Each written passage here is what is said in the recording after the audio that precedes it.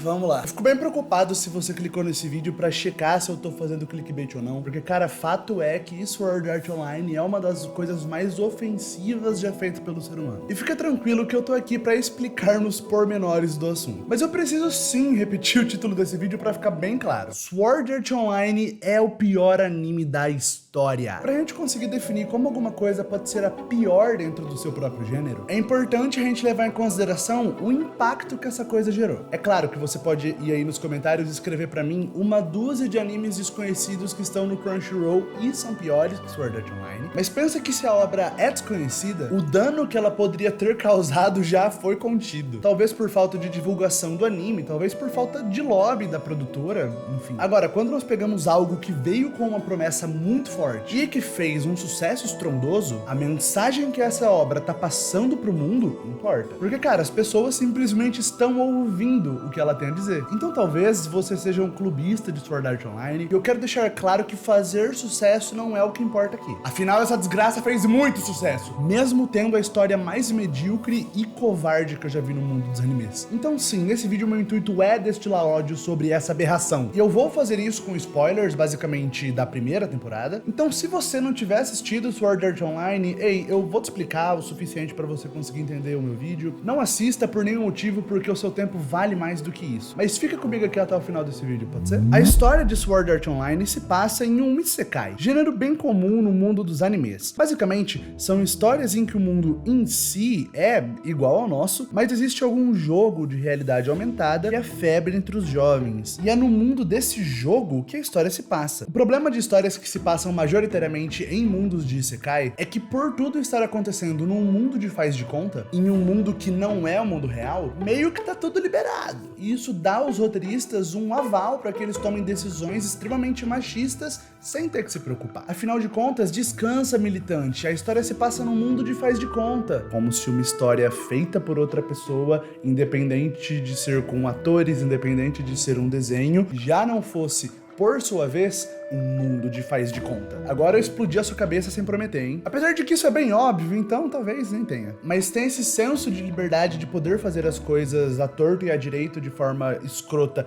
nos isekais por serem mundos de faz de conta, como se as coisas que acontecessem nesse tipo de história não refletisse a forma como o público-alvo enxerga as mulheres e gostaria de tratá-las se eles tivessem como. Turma, desculpa, mas o buraco desse vídeo é bem baixo, tá? Mas vamos voltar para a apresentação deste anime. A grande novidade no mundo dos games é o Nerve Gear, um capacete que você coloca e te conecta ao mundo do jogo. O personagem principal dessa história é Kirito, um jovem cujo visual entrega tudo o que você precisa saber sobre ele. Um bad boy que veste preto, anda sozinho e é um justiceiro sem amigos, mas que tem essa carinha de nenê, então ele é uma gente boa. Durante o primeiro dia do jogo, Kirito percebe que não existe um botão para sair do jogo. Ele pensa que deve ser algum bug, já que o jogo acabou de ser lançado, então nem chega a se preocupar. No final do dia, o criador do jogo faz com que todos os jogadores se reúnam em uma praça para o anúncio de abertura de Sword Art Online. E então ele conta o babado que, meu Deus, todos os jogadores estavam presos dentro do jogo. Se alguém no mundo externo tentasse tirar o Nerve Gear da cabeça da pessoa que estivesse dentro do jogo, ou a energia fosse cortada, um pulso eletromagnético causaria a morte cerebral na pessoa instantaneamente. Se você morresse dentro do jogo, isto é, seus pontos de vida chegarem a zero, você morre também. A única forma de sair do mundo de Sword Art Online com vida seria chegar até a última fase do jogo e vencer. A parte boa é que a primeira pessoa que o conseguisse salvaria a vida de todos, mas sem vidas extras, com apenas uma chance de sucesso, se arriscar neste nível é simplesmente surreal. Uma coisa comum nesse tipo de história é que tecnicamente não tem como os personagens morrerem, né? Isso numa história num mundo como esse, repleto de inimigos e de batalhas tecnicamente mortais, se os personagens não tivessem como ficar em perigo real, a história não teria graça. Cara, é muito engraçado porque esse primeiro episódio é bem legal. Ele apresenta muito bem a premissa de uma forma extremamente cativante e catártica logo de cara. Sério, em só 20 minutos você vai ficar completamente obcecado em saber como esse pessoal vai conseguir fazer pra sobreviver ou não. E você fica pensando, cara, quem é esse criador do jogo? Qual é a verdade por trás dele? Por que será que ele está fazendo essas coisas? A verdade é que o começo de Sword Art Online é uma história que dá muita vontade de acompanhar e saber onde ela quer chegar. Muito do sucesso da obra, e eu diria que 100% dele, se deve pela força que esse começo tem, que fez muita gente ficar interessada na história. Acompanhar Kirito não é ruim. Enquanto para as pessoas mal intencionadas ele se mostra um bad boy, com outras pessoas ele é extremamente simpático e dócil. E aí isso já entra nas bandeiras vermelhas que a gente deveria ter percebido lá na época que o anime tava saindo, que como é possível todas as meninas,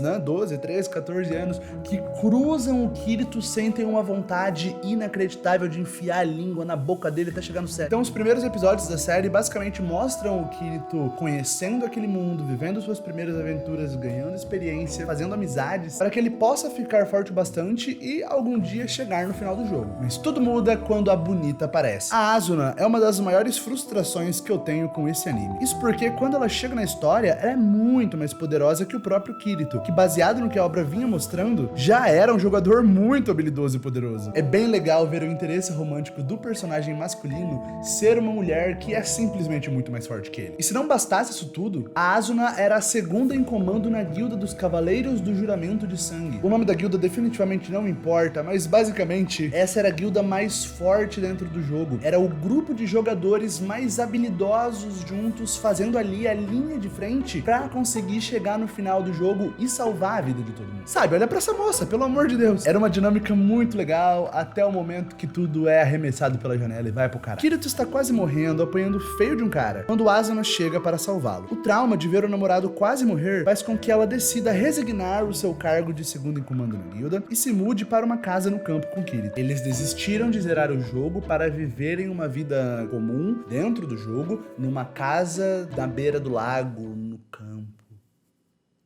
Cara...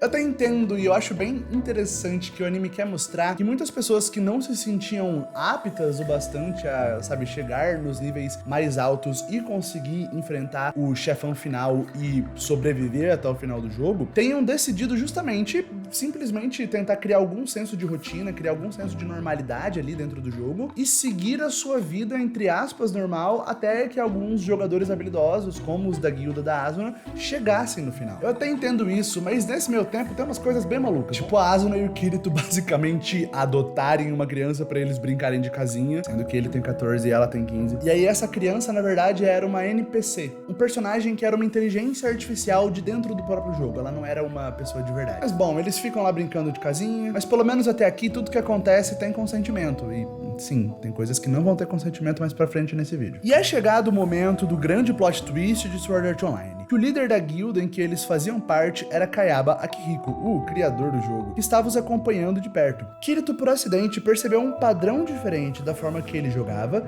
e como seus pontos de vida nunca ficavam baixos demais. Então, ele desmascarou o vilão da obra. Nesse momento, Kirito e Asuna voltam à linha de frente e, diante dessa situação extremamente tensa para todos os jogadores, o Kayaba oferece uma chance do Kirito enfrentá-lo bem ali, valendo tudo. Se o Kirito vencesse a luta, o jogo seria zerado, todo mundo sairia de dentro do jogo. Mas se o Kirito perdesse a luta, bom, ele morreria de vez. Eu lembro como eu achei estranho esse plot twist na época que eu assisti Sword Art Online há 10 anos atrás. E hoje eu consigo entender o porquê dessa estranheza. Ela se dá porque o anime não consegue sustentar o plot twist que ele quer colocar justamente pra chocar e pra quebrar as suas expectativas bem ali no meio da série. Nessa batalha final, a Asuna se joga na frente de um golpe letal e acaba morrendo. Então, o Kayaba ataca Kirito, levando seus pontos de vida zero, o que deveria significar o fim do jogo. Mas com o poder do protagonismo, Kirito consegue burlar o jogo e voltar ao jogo mesmo com 0 de vida e brandir a sua espada, penetrando-a no corpo do vilão, levando seus pontos de vida a 0 e por fim zerando o jogo? Como, meu Deus do céu, como? Não faz sentido em absoluto. Inúmeros personagens morreram ao longo da série, as pessoas realmente foram morrendo ao longo de Sword Art Online. Os pontos de vida zeraram, a pessoa morre na hora. Mas o Kirito é o protagonista, né? Então ele consegue dar um jeito inexplicável de sobreviver, é claro. A série coloca um plot twist justamente pra mudar completamente, em questão de um episódio, a sua perspectiva da série. Em questão de um episódio, absolutamente tudo muda de uma vez. E sabe, plot twists são muito divertidos de ver quando eles são bem feitos e coerentes com a história que estava sendo contada. Mas a forma como essa história lida com os seus acontecimentos imediatamente após o plot twist acontecer, não fazem nenhum sentido narrativo. E o que acontece em sequência consegue ser pior. Kirito e Asuna estão sobre as nuvens. Os dois acreditavam estar mortos nesse momento. Eis que Kayaba Akihiko se encontra do lado lado deles e conta que 6.000 jogadores saíram do jogo após o fim da luta, mas que os outros 4.000 jogadores realmente morreram. Kirito então olha para Kayaba e pergunta por que afinal de contas ele fez isso tudo. E sabe qual é a resposta do vilão da série? Eu não me lembro. Cara, responder se foi mal tava doidão, sabe? Seria melhor. Ele então conta que ele queria criar um mundo em que ele pudesse fazer coisas que ele não podia fazer no mundo real. E até aí a gente consegue entender, não é nem difícil de entender até aí, mas ele não explica o porquê ele confinou por 2 anos 10.000 pessoas e que quase metade delas morreram. Então Kirito, diante de um assassino em massa, olha a explicação sem pé nem cabeça do Kayaba e diz pra ele, pô, entendi. Acaba que a gente não sabe como, mas esse cara conseguiu passar 2 anos fazendo esse experimento maluco sem ter sido preso. A gente nunca vai saber porque ele nunca foi preso na história. Lipe, mas você tinha falado em machismo e tudo mais, cadê? É, gente, vem aí. Eu não vou descrever demais alguns momentos que eu quero falar de como a história continua e muito menos vou colocar imagens aqui no meu vídeo, mas só pra deixar avisado que vem aí um alerta de gatilho. O Kirito conseguiu sair do jogo com vida e agora ele quer descobrir cadê a Asuna, né? Mas acontece que no momento em que os arquivos de Sword Art Online estavam sendo deletados, a Asuna foi transferida para Alfheim Online, um jogo de realidade aumentada similar ao Sword Art Online, idealizado por um outro maluco, o Sugou Nobuyuki. Ele trabalhava nos servidores do Sword Art Online quando o jogo foi zerado. E aí ele tava lá, não tava fazendo nada, ele aproveitou e pegou a consciência de 300 pessoas que deveriam estar sendo deslogadas e transferiu elas pro jogo dele. E bom, o Alfheim Online vira um sucesso meio rápido, até já que não tinha questão de morrer. Você podia entrar nele, sair, não tinha nenhum problema. Mas obviamente a Asuna tava presa, né, gente? Vocês querem tudo também, né? O Nobuyuki então chegou no pai da Asuna, disse pra ele que ela só estava viva por conta dele, e assim o Nobuyuki arranjou um casamento com a Asuna na vida real, por mais que ela estivesse inconsciente. Enquanto isso, dentro do jogo, ele a mantinha como prisioneira e novamente sem imagens desse momento, mas a Asuna estava sendo abusada sexualmente por tentáculos, que é um jeito bem comum de burlar a censura japonesa. Pois se houvessem pintos na tela, a censura borraria a imagem, né? Mas tentáculos, ah não, tentáculo pode. Então a gente chega nesse ponto que a personagem feminina principal da história, e era super incrível, era extremamente poderosa, mais poderosa que o personagem principal masculino, agora se resume a uma princesa em perigo e precisa ser salva, enquanto é estuprada por um maníaco muito mais velho que ela, que tá arranjando com ela um casamento no mundo real. E cara, nem dá pra falar tipo Lipe, mas ele é vilão, ele faz coisas feias mesmo, porque tem coisas, cara, tem narrativa, tem histórias que você não deveria contar. Você simplesmente não deveria. Simplesmente é insensível, é estúpido, é completamente sem propósito, além do propósito extremamente claro e bem definido da objetificação do corpo da personagem feminina. E de reduzir essa personagem outrora extremamente poderosa apenas a isso. E aí quando a gente chega no final dessa história, o Kirito cai na porrada com o Nobuyuki, beleza? A gente esperava. Mas aí, gente, socorro. O Kirito basicamente usa um hack para se tornar administrador do jogo ou algo equivalente, e aí ele muda um dos parâmetros do jogo que não faz com que o Nobuyuki morra, mas faz com que ele sinta dor real, que o cérebro dele interprete a dor que ele tá sofrendo dentro do jogo como dor de verdade. Então o Kirito coloca no máximo possível a sensibilidade à dor e desce o cacete no cara. A gente sabe que o cara é criminoso, mano, mas isso é tão descabido. Isso é uma glorificação de violência e de resolver as coisas na base da porrada tão idiota, vazia, imatura. E pra que a gente possa ver como Kirito é um personagem extremamente inútil, que não serve para absolutamente nada e não significa nada, ele desce o sarrafo no Nobuyuki dizendo que ele nunca chegou perto de ser o Kayaba Kiryu. Como se o vilão passado tivesse ensinado uma lição valiosa pro Kirito. Sendo que quando o Kirito questionou ele, tipo, ah, meu Deus do céu. Quando o Kirito perguntou pra ele por que ele fez tudo que ele fez, ele falou, pô, sei não. Ai, gente, olha, eu não tenho palavras. Na verdade, tenho sim, tenho praticamente 2.400.